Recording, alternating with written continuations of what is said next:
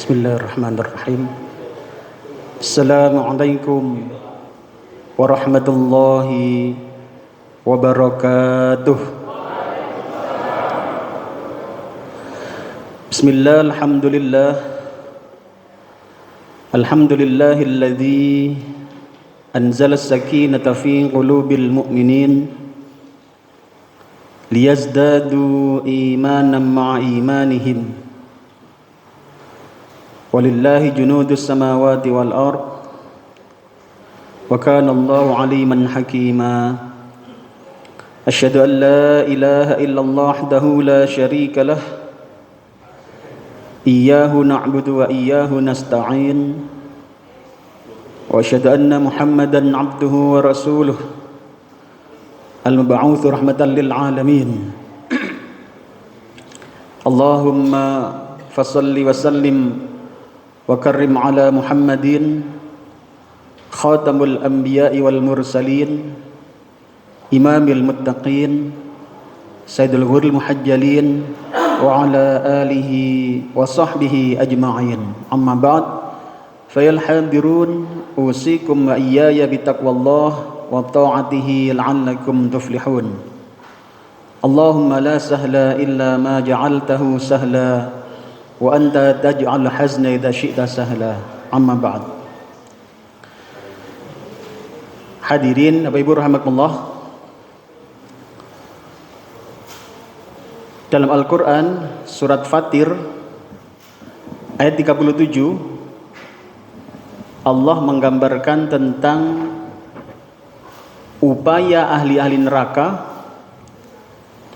upaya para ahli neraka untuk dikeluarkan dari neraka. Allah menggambarkan kepada kita upaya para ahli neraka untuk bisa dikeluarkan dari neraka. Apa yang mereka lakukan?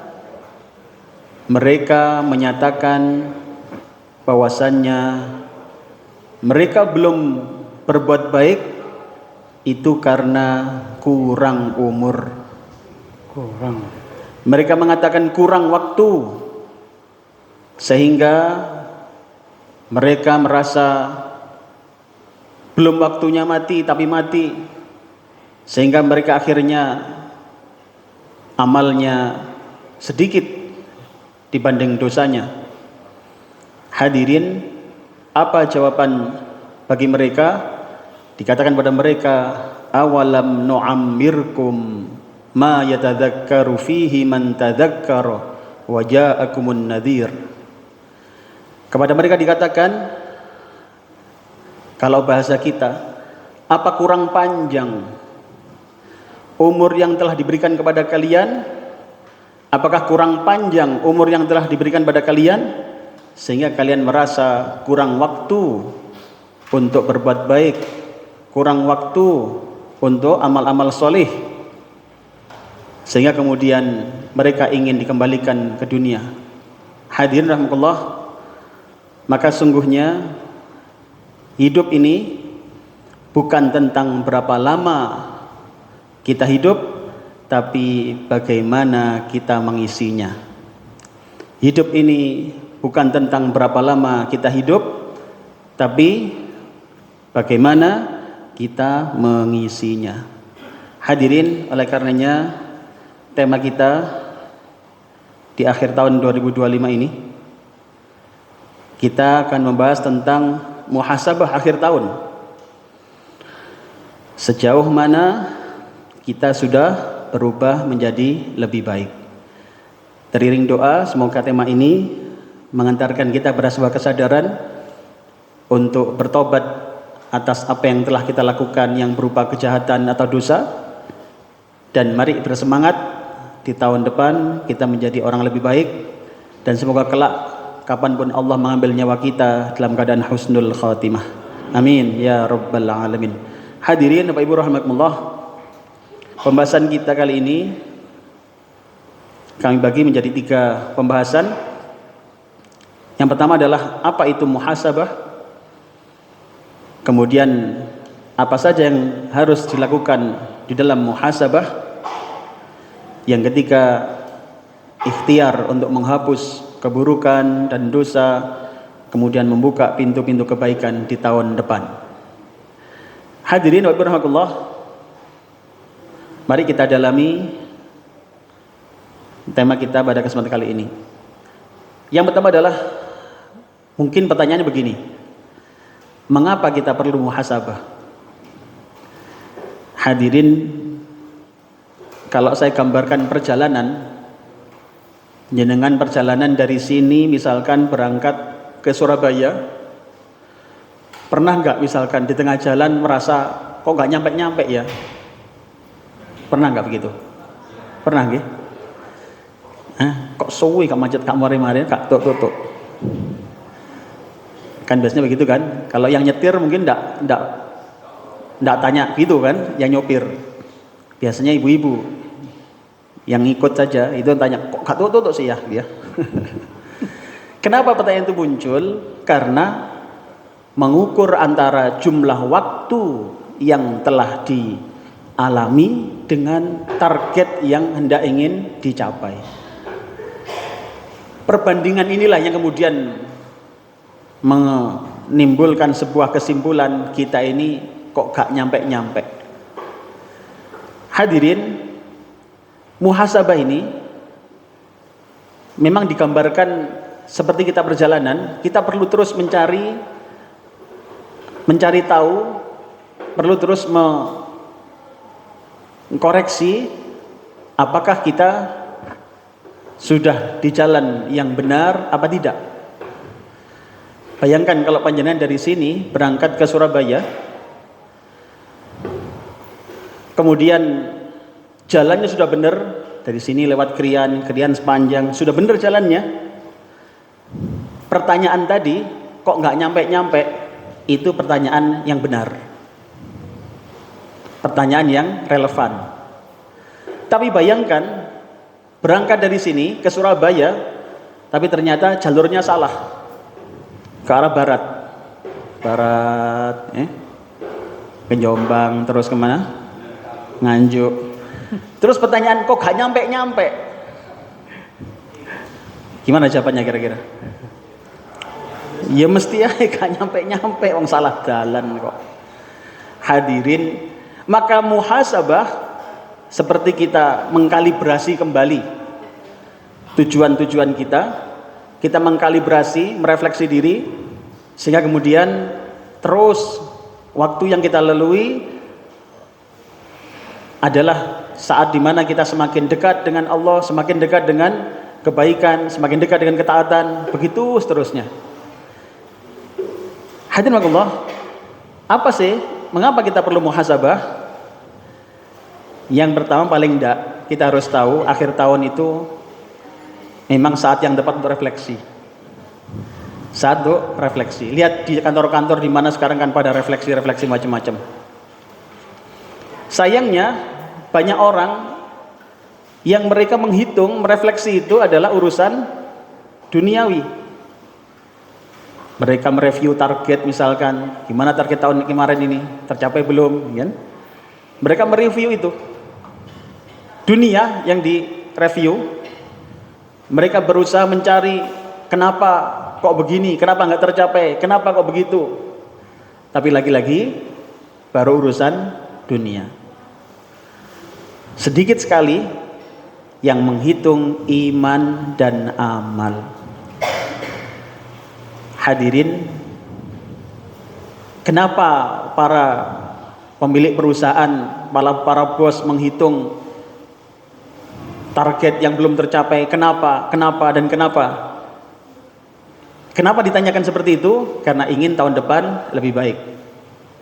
Tapi sayangnya itu hanya urusan dunia. Urusan akhirat kadang-kadang kita tidak muncul pertanyaan begitu. Kenapa ya kemarin kok sedekahnya kurang banyak? Kenapa ya kemarin kok ngajinya kurang semangat? Kenapa dan kenapa? Jarang muncul begitu. Yang penting dilakoni, yang penting tahun baru gitu ya. Maka kita perlu merefleksi diri, karena memang kita ingin lebih baik di tahun mendatang. Hadirin makullah, muhasabah itu tanda orang beriman loh. Muhasabah itu tanda orang beriman. Allah berfirman dalam Al-Hasyr ayat 18. Lihat ayatnya, Allah memanggil dengan panggilan ya ayyuhalladzina amanu. Hei orang-orang yang beriman. Monggo Pak Zaki. Hai orang-orang yang beriman, bertawaklah kepada Allah dan hendaklah setiap diri memperhatikan apa yang telah diperbuatnya untuk hari esok akhirat. Dan bertakwalah kepada Allah, sesungguhnya Allah Maha mengetahui apa yang kamu kerjakan. Baik. Atur nuwun. Hadirin, monggo diperhatikan. Allah memanggil orang-orang beriman.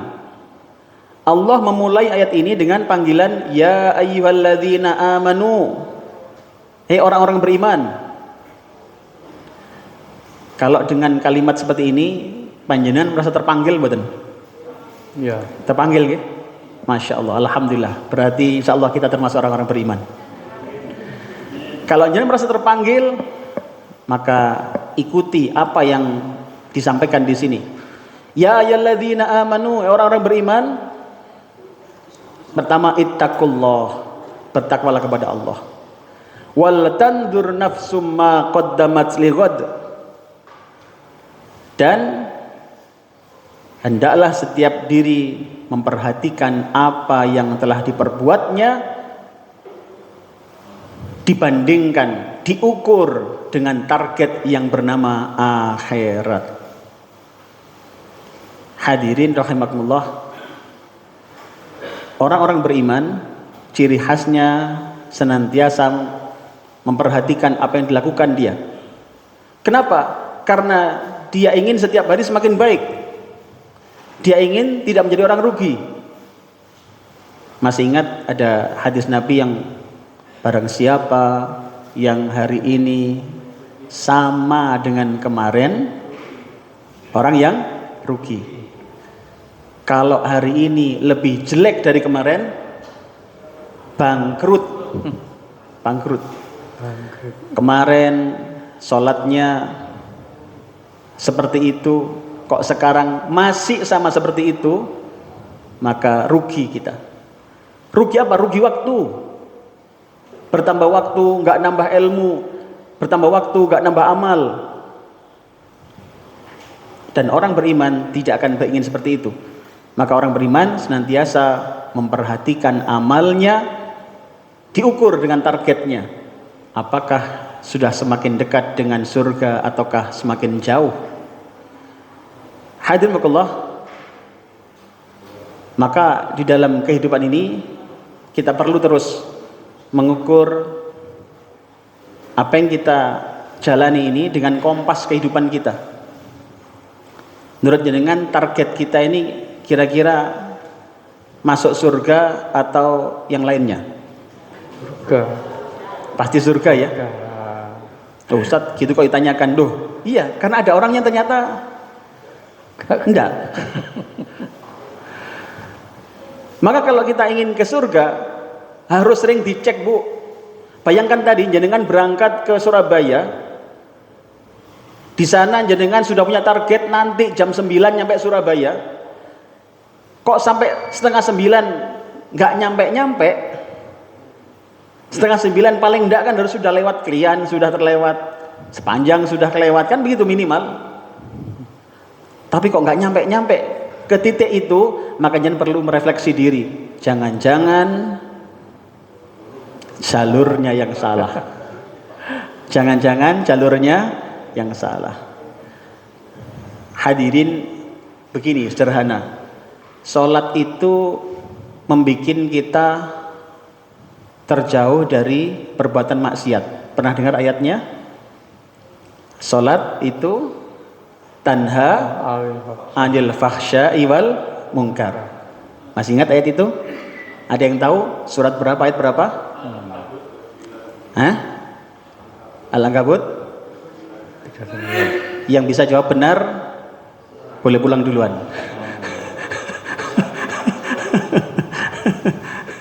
Hadirin rahimakumullah, maka kalau kemudian sholat itu harusnya bisa mencegah dari perbuatan keji dan mungkar, kan begitu. Sekarang kita sudah melaksanakan sholat berapa kali coba? Berapa kali coba? Nggak terhitung sudah ya? Masya Allah. Semoga Allah menerima amal ibadah kita semuanya. Amin. Tapi kita perlu merefleksi diri loh, perlu ngecek dampaknya itu kita dapat nggak? Kalau semakin kesini, semakin banyak kita sholat, kok tidak semakin menahan dari keji dan mungkar, berarti ada yang kurang beres dalam perjalanan kita. Kok semakin kesini, sholat tidak semakin berdampak dalam kehidupan kita, berarti ada yang salah dalam perjalanan kita. Jangan-jangan kita melalui jalur yang salah tadi. Hadirin wakullah, disitulah kenapa kita perlu bermuhasabah agar target yang kita canangkan, yakni fid dunya hasanah wa fil akhirati hasanah, semoga Allah mudahkan tercapai dalam kehidupan kita.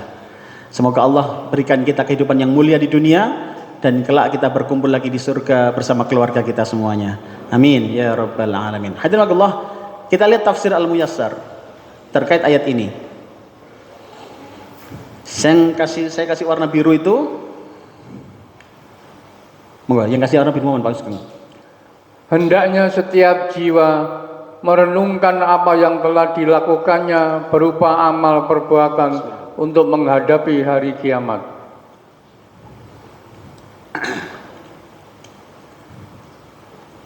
Baik, jazakallah khair. Hadirin, penjelasannya cukup gamblang buat kita. Apa yang harus dilakukan sebagai orang beriman tadi? Wal tandur nafsum ma qaddamat lighad. Tadi perhatikan amal-amalmu untuk menuju ke akhirat. Ini bentuk konkretnya. Hendaknya setiap jiwa merenungkan apa yang telah dilakukannya berupa amal perbuatan untuk menghadapi hari kiamat. Hadirin Bapak Ibu rahimakumullah, disinilah kita perlu melakukan refleksi. Kita coba renungkan bersama, kita muhasabah diri kita masing-masing, apa yang sudah kita lakukan dan apa yang belum bisa kita lakukan di tahun ini, dan bagaimana kita bisa lebih baik di tahun mendatang. Hadirin rahimakumullah, apa itu muhasabah? Muhasabah itu adalah menghitung dan menilai diri sendiri. Jadi muhasabah itu menilai diri. Pernah dengar hadis Nabi ada dalam kitab Riyadhus Shalihin tentang orang yang cerdas? Pernah dengar tentang orang yang cerdas?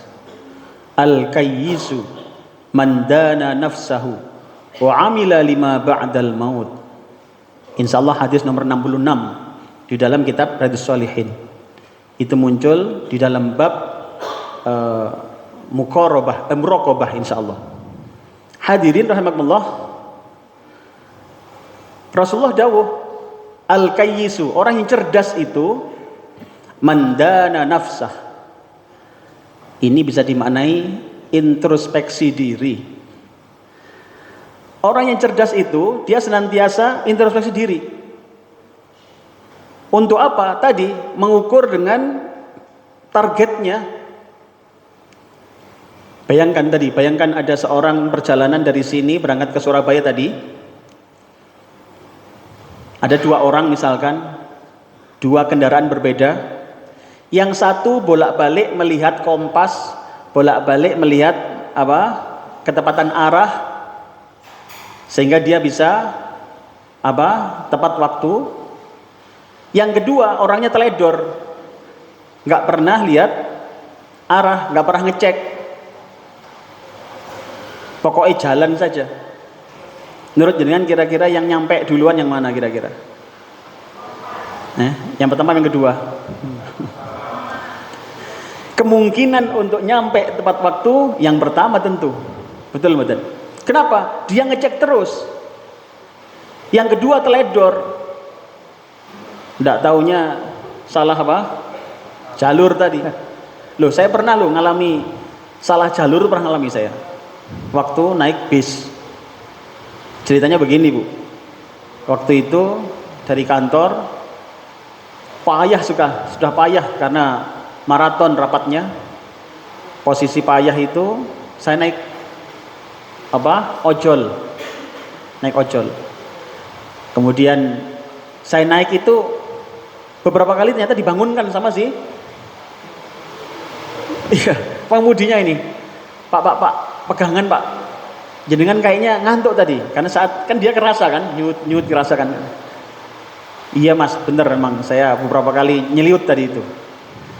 Sampailah kemudian di terminal, dalam menguras pintu keluar. Sudah, saya kemudian melihat ada mobil, ada bis yang saya yakini itu adalah bis jurusan ke Mojokerto. Yakin sudah saya, langsung naik saya. Naik, kemudian langsung duduk paling depan. Sekalinya duduk, langsung tidur sudah. Hadirin, saya terbangun ketika bis itu melalui gundukan-gundukan kayak polisi tidur kecil-kecil Pak. Duduk. Saya terbangun, loh, kok ono duduk begini? Jalur mana ini? Seingat saya sekian tahun saya PP ngebis pun nggak pernah lewat jalur yang duduk begitu. Terbangun saya lihat sekeliling sambil setengah ngantuk, loh, kok dalane malih ombo begini? Ternyata apa? Masuk tol ternyata. Saya tanya sebelah, Mas, ini bis kemana ya Mas? Beliau nyampaikan, loh, Bapak tadi mau rencana kemana? Saya mau ke Mojokerto. Loh, ini jurusan Banyuwangi Pak. Astagfirullah. Lah, terus ulane dalane ombo-ombo ngetol ternyata. Astagfirullah. Jadi yang rencana saya harusnya 1 jam berikutnya nyampe di rumah, ternyata malah sampai 4 jam waktu itu, karena saya turun di tol yang ke arah Gempol itu, dicarikan tempat untuk minggir, itu kepeksan sudah, karena saya minta minggir, minta turun, sudah saya turun jalan tidak apa-apa, saking melongsone ya Allah.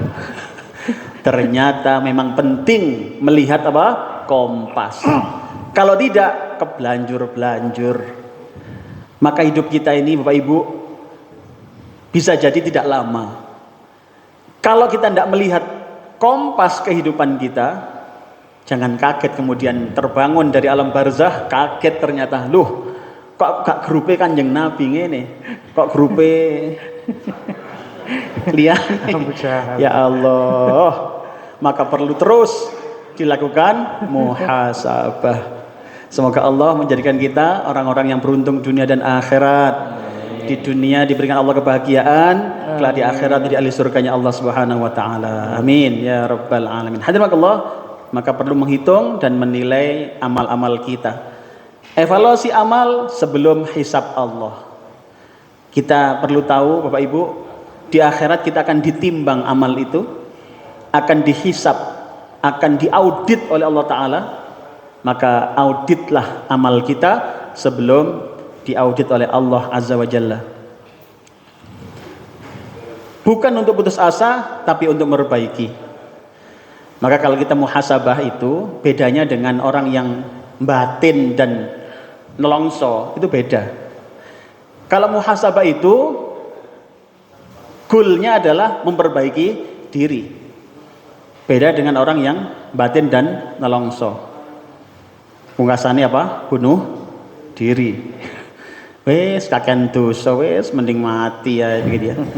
Tentu bukan itu muhasabah. Karena muhasabah adalah membangun kesadaran untuk memperbaiki diri. Hadirin Allah, Umar bin Khattab radhiyallahu an pernah berpesan, hasibu qabla an tuhasabu. Hisablah, auditlah, periksalah diri kalian sendiri sebelum diperiksa oleh Allah Subhanahu wa taala. Kita ini punya kesempatan, Bu. Punya kesempatan untuk mengkoreksi terus sehingga kemudian tidak sampai jawaban dalam soal-soal kehidupan kita itu salah dan berakhir dengan dosa, kita punya kesempatan terus memperbaiki diri. Maka hasibu qabla an tuhasabu. Hadirin Allah, pernah bayangkan jenengan waktu ujian di sekolah dulu? Pernah bayangkan nggak pas ujian di sekolah? Kalau ujian di sekolah ternyata nilainya C min, itu nggak sampai 40 nilainya itu. Menurut jenengan, kalau soalnya memang susah bin sulit alias angel, itu masih pantas dapat C. Kenapa? Soalnya susah bin sulit alias angel. Soal kimia misalkan, rumus-rumus itu jelimet sudah, ya, pangkat-pangkat, sudah, keriting-keriting begitu, saya nguas notok sangelu sudah. Hadirin Allah, bayangkan kalau seperti itu dapat nilai 40, 50, mungkin masih pantas ya, masih pantas. Kenapa? Memang susah.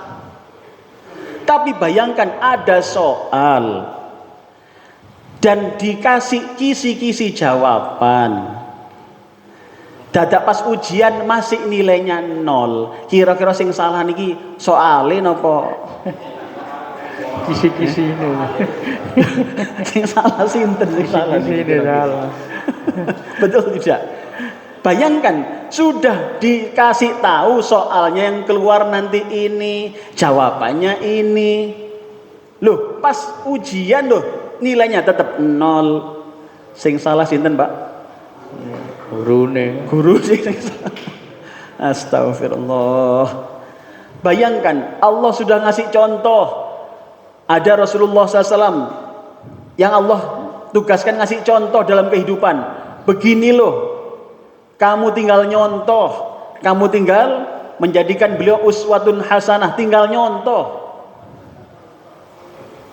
Susah mana coba? Nyontek atau ngarang? Gampang nyontek. Gampang nyontek, Ibu. Enak nyontek. Loh, kita ini tinggal nyontek loh, ya kan?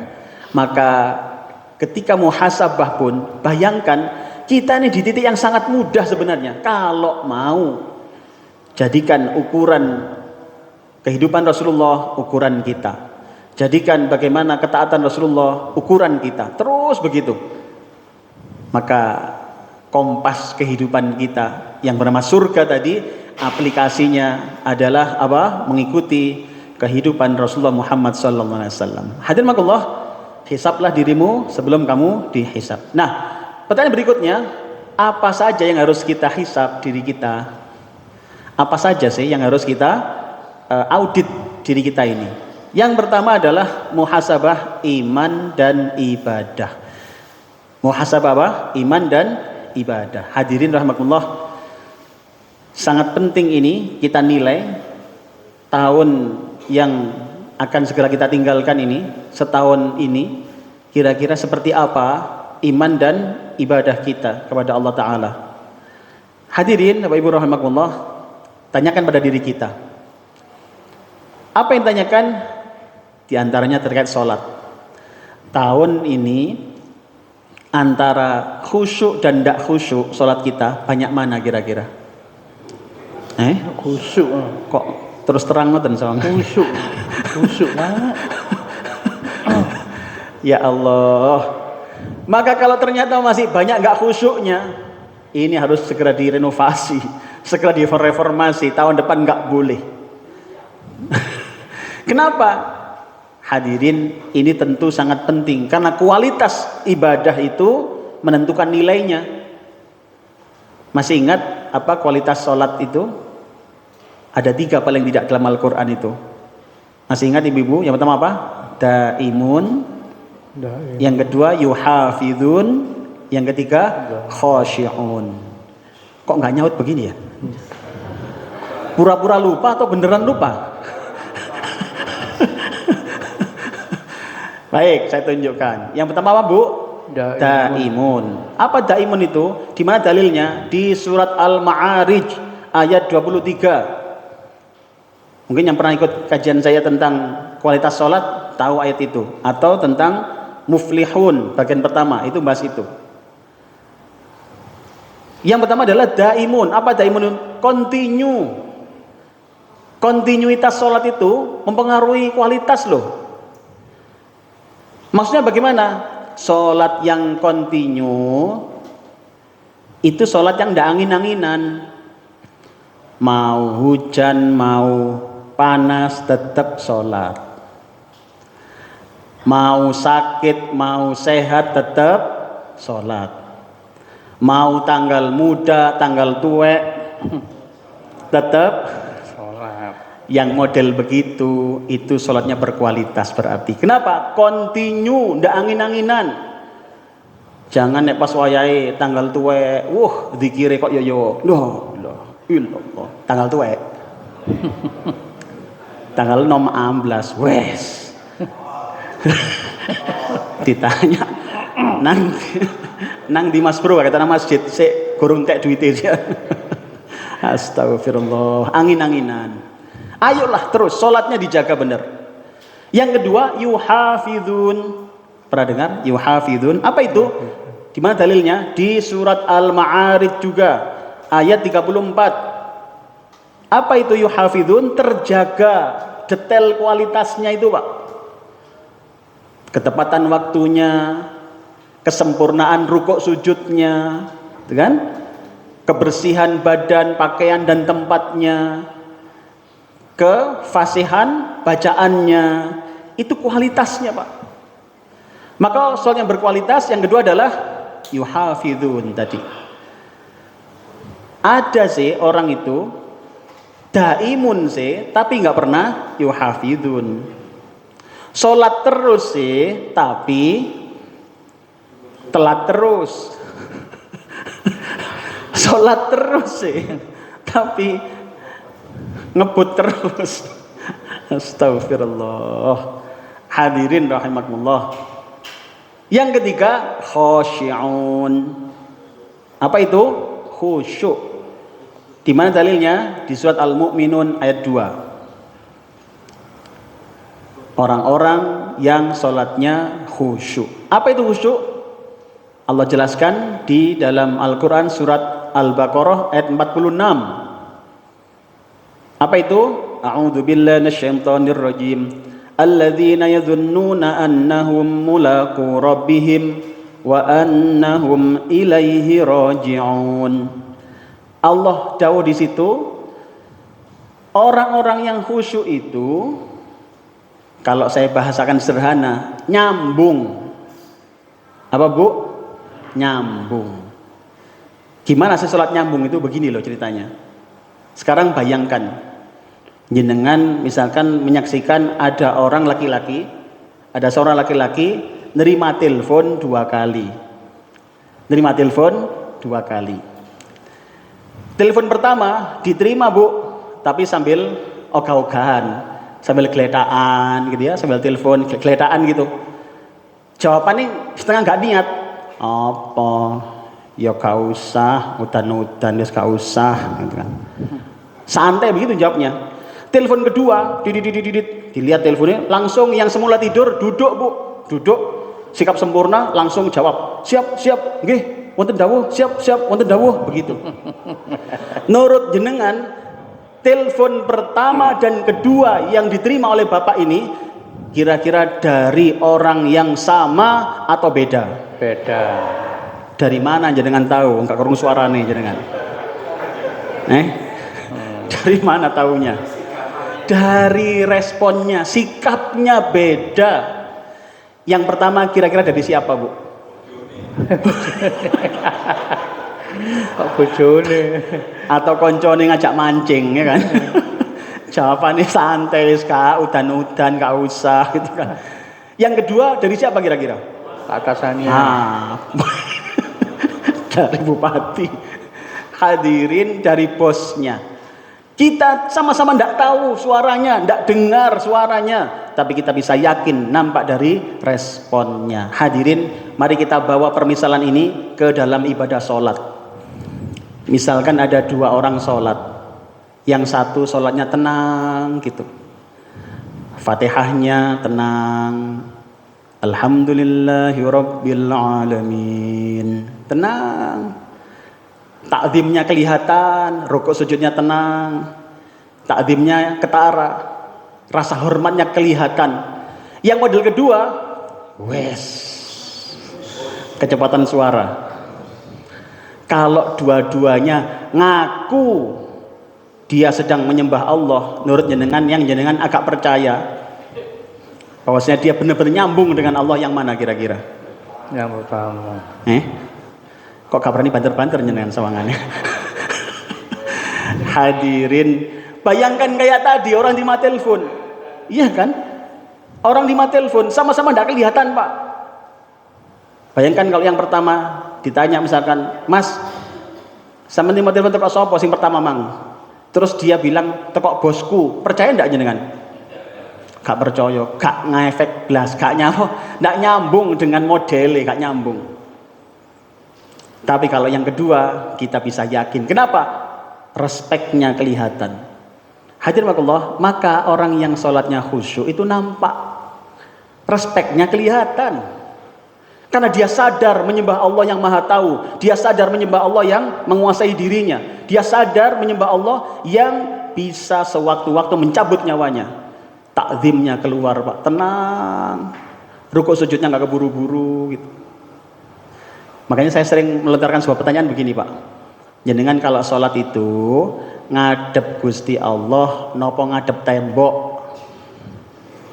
Dalam Gusti Allah. Loh, ini pertanyaan agak sentimental ini, Pak. Tapi untuk merefleksi diri kita, jangan ngadep nopo. Maka bedanya adalah respeknya kelihatan. Hadirin Allah, 3 tadi Bu ya. Apa tadi? Daimun, terus yuhafizun, terus khosyi'un. Ayo kita cek diri kita. Tahun ini kira-kira banyak mana? Andai jenengan boleh menilai sendiri sholat panjenengan dengan skala 1 sampai 10, panjenengan beri nilai berapa, Bu? 30.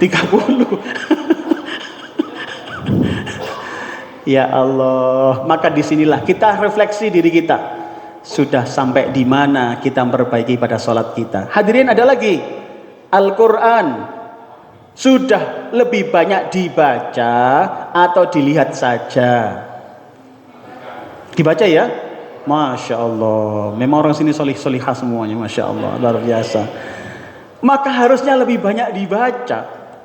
Hadirin, saya sering nyampaikan kepada para mahasiswa itu, ini kesempatan kita ini terbuka luas loh untuk menjadi orang yang hebat bahkan di muka bumi ini. Loh, bagaimana ceritanya? Karena mukjizat Nabi yang diwariskan sampai hari ini adalah Al-Quran. Yang lain-lain sudah nggak ada lagi, Pak. Tapi Quran masih ada. Itu mukjizat Rasulullah loh. Kita yang diwarisi tenang-tenang saja, Pak. Jarang dibaca, jarang dibuka, ya Allah. Maka saya senang bahagia kalau melihat kalau kita ngaji ditulis begini, Masya Allah, Alhamdulillah, saya senang sekali itu, Bu. Ditulis, silakan tulis ayatnya, ditulis hadisnya, ya. Nanti di rumah dibaca lagi, gitu, Nek kober gitu. Nek modelnya kata pakai kober gitu aneh. Tak kok Mas Royan dia butuh nih. Baik, enggak apa-apa. Maka kita berusaha terus gitu ya. Baca Al-Qur'an. Sudah lebih banyak dibaca atau tidak? Hadirin, saya rekomendasikan jenengan membaca Al-Qur'an minimal 50 ayat minimal sehari semalam. Yang berapa ayat?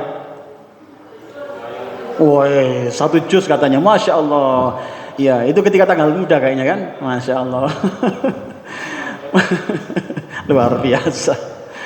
Baik. Tapi kalau memang kita punya kebiasaan, luar biasa itu. Sehari 1 juz. Kan ada kelompok ya, ada 1 day 1 juz. Yang ikut ternyata tidak banyak, diturunkan targetnya 1 day half juz, ya kan? Separuh juz. Masih belum juga banyak ikut, turun lagi sehari 1 ayat. Wah, mulai banyak yang ikut. Masih ada turun lagi. Ya Allah. Ayo, ini adalah warisan Rasulullah, mari kita jaga. Ini muhasabah iman dan ibadah kita, hadirin. Yang berikutnya adalah doa. Sudah sejauh mana kita ketika butuh itu minta kepada Allah. Doa itu refleksi ibadah loh. Jangan kalau butuhnya itu bolak-balik sama Allah, bolak-balik nyambat ya Allah, luar biasa. Maka sambati hanya pada Allah saja, Bu. Ada masalah segera sambat Allah. Qul huwallahu ahad, Allahus samad. Allah tempat bergantung semua masalah. Jenengan masalah keluarga minta sama Allah. Jenengan masalah bisnis minta sama Allah, karena semua bergantung kepada Allah. Hadirin wakallah. Hati-hati dengan ini. Banyak amal tapi sedikit keikhlasan. Hati-hati. Kalau tahun lalu masih begini, segera dirubah. Ingat hadirin, ketidakikhlasan itu mengurangi pahala. Mengurangi pahala. Ada pernyataan ulama ketika mensyarah hadis tentang keikhlasan ini, bahwasannya ketidakikhlasan yang namanya ingin dilihat, ingin didengar orang, itu tidak secara langsung merusak atau menjadikan tidak ikhlas, yang semula ikhlas jadi hilang, tidak, tapi mendegradasinya. Maksudnya gimana? Kalau misalkan keikhlasan itu harusnya 100, muncul yang tidak ikhlasnya tadi muncul di situ, maka berkurang. Saya contohkan begini, Bu. Kalau jenengan berangkat ke masjid, berangkat ngaji, itu harusnya ikhlas enggak? Ikhlas ya. Misalkan ada orang berangkat, ternyata niatnya tidak hanya karena Allah. Ikhlas kan karena Allah kan? Ada dari Allah, ada terselip niat yang lain. Apa itu? Niat pamer kodong baru. Niat pamer mukena baru. Ternyata itu mengisi 20%. Maka dengan sendirinya yang karena Allah jadi berapa? Tinggal 80%. Itu kalau yang bukan karena Allahnya cuma 20%. Kalau ternyata ketambahan yang lain bagaimana? Ya kepingin dilihat tetangga, ya kepingin karena persiapan mau nyalon jadi sekretaris RT, ya kan? Sudah semakin degradasi, yakin nol. Maka hati-hati, Bu, Bapak sekalian. Ingin dilihat, ingin didengar, atau direspon makhluk adalah salah satu cara iblis merusak keikhlasan amal kita. Hadirin wakullah, ini menjadi quote yang perlu kita jadikan catatan di sini.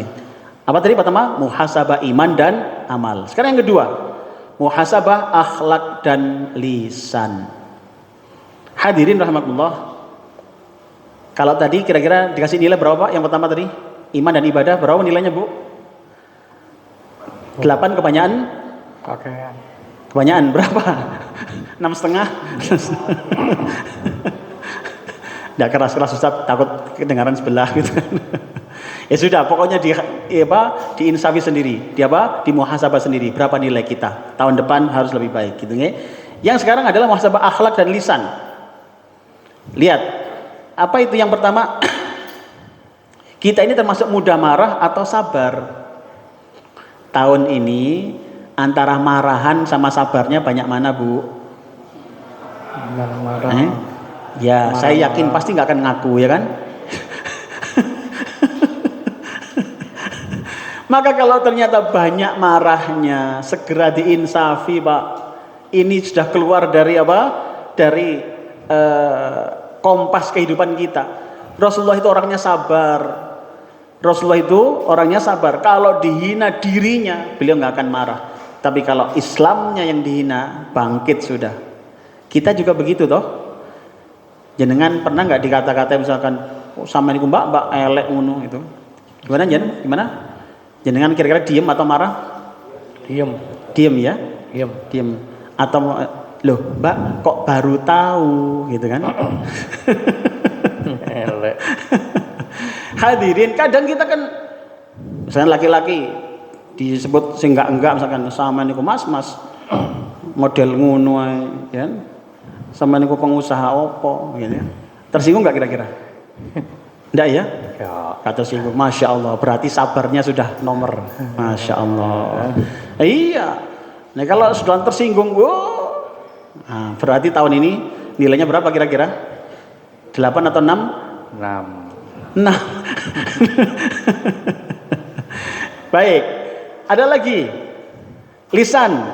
Menjaga atau melukai. Hadirin, lebih banyak mana lisan kita ini merangkul atau memukul orang?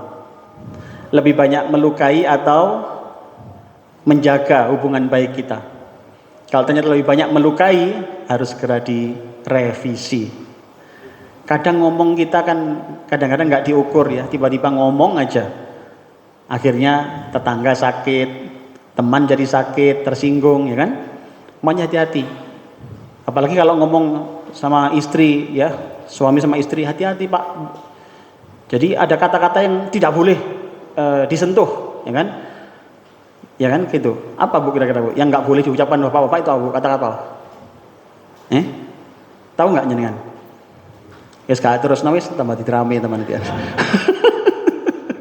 Tapi itu nggak boleh dikatakan. Sama ibu-ibu juga begitu Bu. Ada kata-kata yang ibu nggak boleh keluarkan, gitu kan? Kenapa? Menjaga hubungan. Hadirin makullah. Maka disinilah lisan kita seperti apa, gitu ya. Ada lagi dosa yang sering diremehkan, ghibah. Kira-kira tahun ini ghibah kita kira-kira seandainya dihitung berapa kali Bu? 100 kali atau 1000 kali sudah? Ibu, kok wakai di Mari kita insafi. Ini ternyata penting banget ini, karena dosanya nggak ketulung loh. Dosanya besar loh. Ya kan? Kecil tapi terus numpuk jadi besar. Ada lagi hadirin makullah, merendahkan orang lain. Hati-hati. Kenapa? Lesan kita nih. Maka kalau urusan dengan tetangga, berusahalah menjaga hubungan baik. Hadirin makullah, saya sering sampaikan dalam Al-Quran ada surat Ali Imran 112. Itu adalah tentang keseimbangan antara hablum minallah dan hablum minannas. Harus seimbang, ya, harus seimbang. Jenengan memang harus sholat khusyuk, iya. Tapi di saat yang sama, jenengan harus menjaga hubungan baik dengan tetangga. Jenengan harus tambah kuat tauhidnya, iya. Tapi di saat yang sama, jenengan harus berusaha memaafkan saudara kita sama muslim yang lain. Saling terkait Pak, jaga keseimbangan. Hadirin Allah, apalagi dengan orang tua, gitu kan? Dengan orang tua kita. Jangan gara-gara waktu bagi-bagi warisan kemarin misalkan beda 10 cm aja langsung gak nyopo, kan? Ada begitu Bu kira-kira Bu? Ada. Orangnya datang nggak orangnya? Oh, ya Allah, hanya gara-gara begitu saja. Padahal Allah sudah mengingatkan kan, saya sering sampaikan ini di surat Luqman ayat 15 kan, wa in jahadaka ala an tusyrika bima laisa laka bi ilm fala tuti'huma. Kalau orang tuamu ngajak syirik, bayangkan, orang tua ngajak syirik. Padahal dosa syirik tak terampunkan. Dosa syirik bisa menghapuskan semua amal kita. Surat Az-Zumar 65 itu. Seandainya orang tamu ngajak kamu syirik, apa sikap kita? Fala tuti'huma, jangan ikuti. Satu, jangan ikuti. Tapi wasahibhuma fid dunya ma'rufa, tetap bergaulah dengan baik. Tetap bergaul dengan baik pada beliau. Jangan kemudian hanya gara-gara masalah sepele, misalkan orang tua karena di desa hidup kemudian lebih dekat dengan ormas berbeda, langsung gak disopo, ya. Nah, iya, dijak anaknya, mah nggak pulang nengok Uti tama, gak usah, Mbak Uti sekarang syirik sekarang. Astagfirullah, gak ada pelajaran begitu Pak, gak ada. Datangi hubungan baik, bisa jadi jenengan yang berbuat baik itu akan menjadi asbabul hidayah, menjadi sebab terbukanya hati beliau. Lihatlah sahabat Nabi yang terus bersabar mendekati ibunya ketika ibunya belum beriman kepada Allah Ta'ala. Hadirin makullah, muhasabah akhlak dan lisan. Ada lagi ini tadi di Al-Hujurat ayat 12 ya, saya catatan sini. Al-Hujurat ayat 12. Ini Pak ayatnya. Jangan ganggu saudaramu. Monggo. Hai orang-orang yang beriman, Jauhilah kebanyakan purbasangka, kecurigaan, karena sebagian dari purbasangka itu dosa. Dan janganlah mencari-cari keburukan orang, dan janganlah menggunjingkan satu sama lain. Adakah seorang hamba di antara kamu yang suka memakan daging saudaranya yang sudah mati? Maka tentulah kamu merasa jijik kepadanya. Dan bertawaklah kepada Allah, sesungguhnya Allah Maha penerima taubat lagi Maha penyayang. Baik, matur nuwun. Hadirin Allah, sangat jelas. Jadi tahun ini harus lebih baik dengan saudara kita sama muslim. Apa sih bedanya? Apa sih yang bikin kita jauh? Dekati. Bisa jadi dekat itu menjadi sumber hidayah buat mereka. Jangan malah dijauhi. Sapa dengan baik, berikan hubungan yang baik. Bahkan dalam surat Ar-Ra'du ayat 20 sampai 23, ketika Allah menjelaskan tentang surga Aden, salah satu penghuninya, ciri khasnya adalah dia membalas keburukan dengan kebaikan. Membalas keburukan dengan kebaikan. Semoga kita yang hadir hari ini termasuk orang-orang yang kelak bisa masuk surga Aden. Amin. Di sana ada fasilitas masuk surga bersama keluarganya. Luar biasa hadirin. Saya sering sampaikan ini karena tafsirnya itu disebutkan ini adalah fasilitas dari Allah Ta'ala. Fasilitas dari Allah Ta'ala bagi penghuni surga. Kenapa? Karena bisa masuk surga bersama keluarganya. Saya ambil contoh begini. Jadi kalau sekarang ini rekreasi misalkan ke tempat yang paling indah lah wis. Tidak hanya indah tapi uindah, ya kan? Uindah. Bayangkan, tapi jenengan di sana sendirian, Bu. Ke atas gunung Rinjani sendirian, Bu. Tenger. Gimana kira rasanya?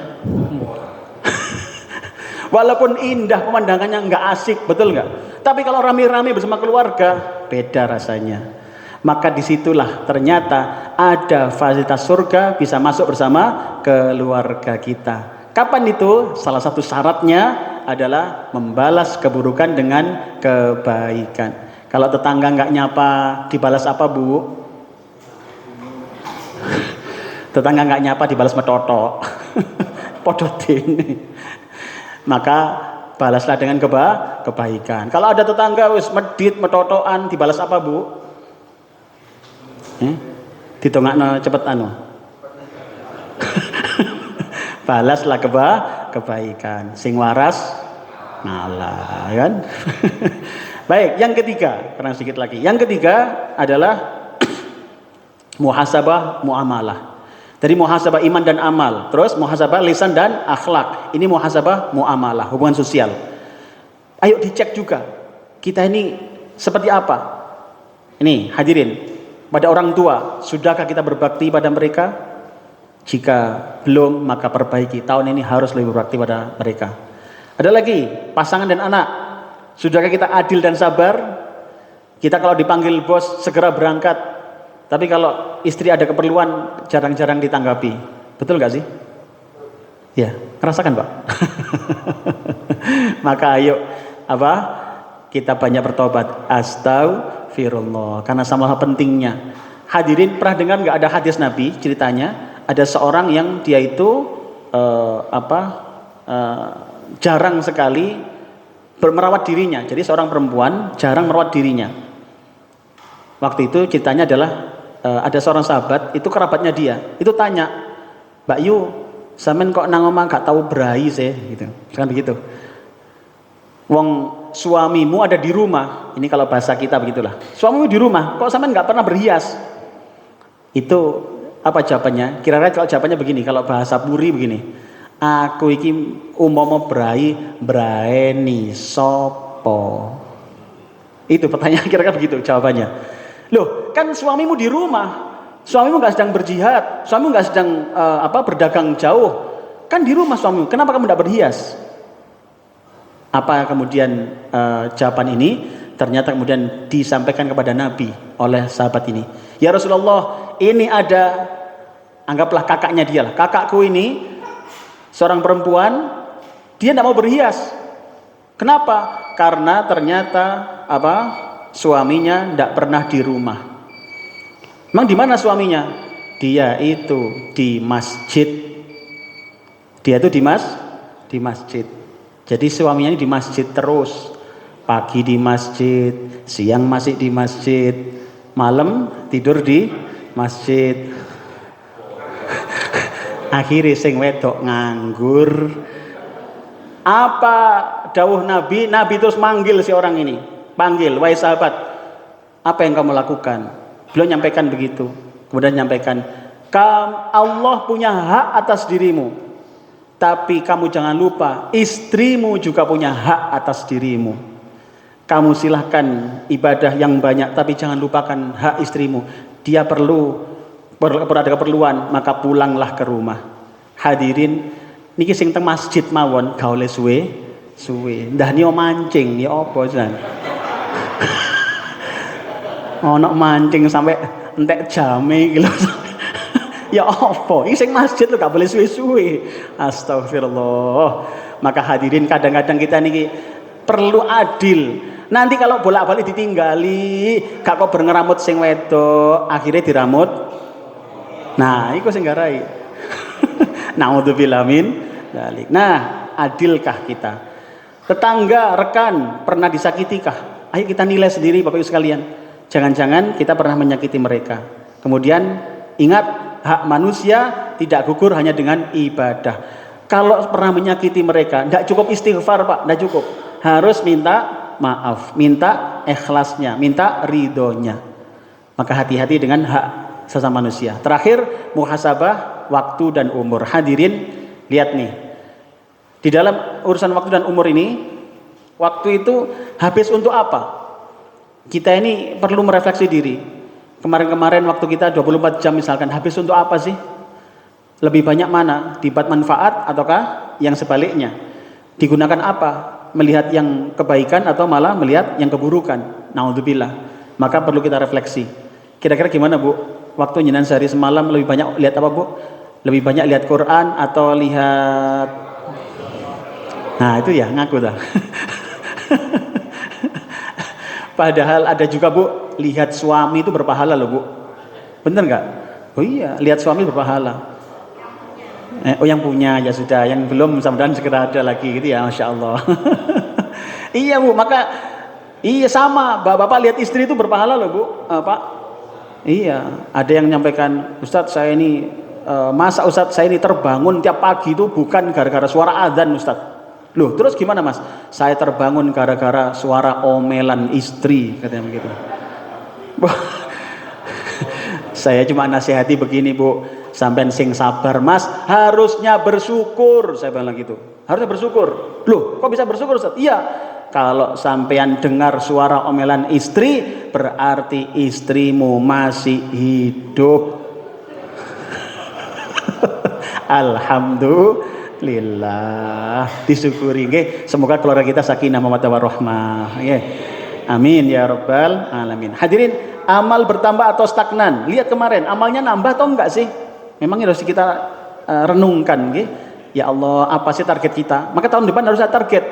Misalkan kita bisa ada amal apa? Oh, mungkin masalah sholatnya kita sampai di mana titiknya, Qurannya di mana hafalannya. Kasih target Pak, tahun depan apa? Harus lebih baik.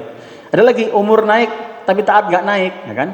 Tambah umur, tapi nggak tambah ketaatan. Harus dimuhasabah.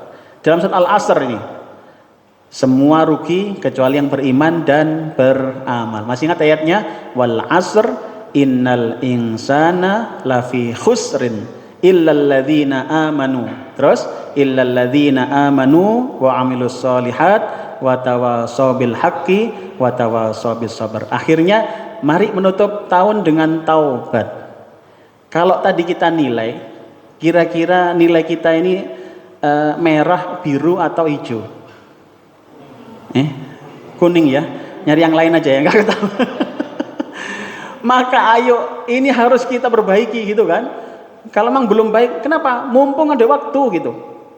Hadirin, maka tutup tahun ini dengan banyak bertobat, apalagi banyak musibah ya. Kita tentu mendoakan saudara kita yang kena musibah dimanapun mereka, di Aceh, Sumatera, kemudian di mana Lumajang, yang di sekitar Merapi ya, dan di lain tempat yang sekarang kena bencana hidrometeorologi dan yang lainnya, terutama juga Palestina, saudara kita di Palestina yang dizolimi. Kita doakan semoga Allah memberikan kesabaran pada mereka semuanya, dilipat gandakan pahalanya, dan diberikan kebaikan-kebaikan oleh Allah Ta'ala, dan yang di Palestina dimenangkan atas musuh-musuhnya. Amin ya rabbal alamin. Hadirin, apa ini yang perlu kita tobati? Tentu kita lakukan taubat nasuha yang syaratnya adalah menyesal. Jadi harus menyesal. Taubat itu nggak akan diterima kalau nggak menyesal. Menyesalnya itu menyesal karena telah melanggar perintah Allah, bukan menyesal ketahuan. Beda ya.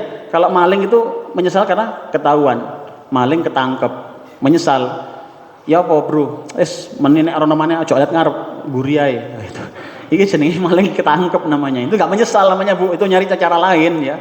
Maka harus menyesal. Yang kedua adalah berhenti dari dosa, berhenti. Syaratnya begitu. Kalau memang kita ingin tobat dari ghibah, ya sudah, menyesal, berhenti dari ghibah. Jadi kalau ada yang bisik-bisik, jangan tanggapi ya. Maaf Bu, walaupun ngaji gini bisa nggak jadi dosa Bu? Bisa ya? Bisa. Walaupun ngaji jadi dosa bisa loh. Ya kan? Pas ngaji, asik-asik ngaji, dengarkan ustadznya, dijawil sebelah, Mbak Yu, gak enak ya ustadznya tibani ya. Nah gitu. Itu jadi dosa itu Bu. Mana coba? Ngerasani ustadz ya. Yang ketiga, tekad untuk tidak mengulang lagi. Hadirin, tobat itu harus ada komitmen diri, tidak mengulang lagi, janji sudah. Maka diantaranya para ulama dawuh itu kan berganti perilaku, berganti teman, berganti miliunya, berganti circle-nya, itu penting untuk menghindarkan dari dosa. Karena bisa jadi dosa itu gara-gara temannya, gitu kan? Apa coba contoh dosa karena teman? Ya ghibah tadi. Ya, saya sering mencontohkan kalau jangan ingin terhindar dari dosa ghibah, caranya jenengan HP dimatikan, jenengan ke kandang ayam. Ya, itulah. Enak di sana kan? Kenapa? Ya sudah, nggak ada tempat untuk ghibah, kan? Memang ghibah sama ayam.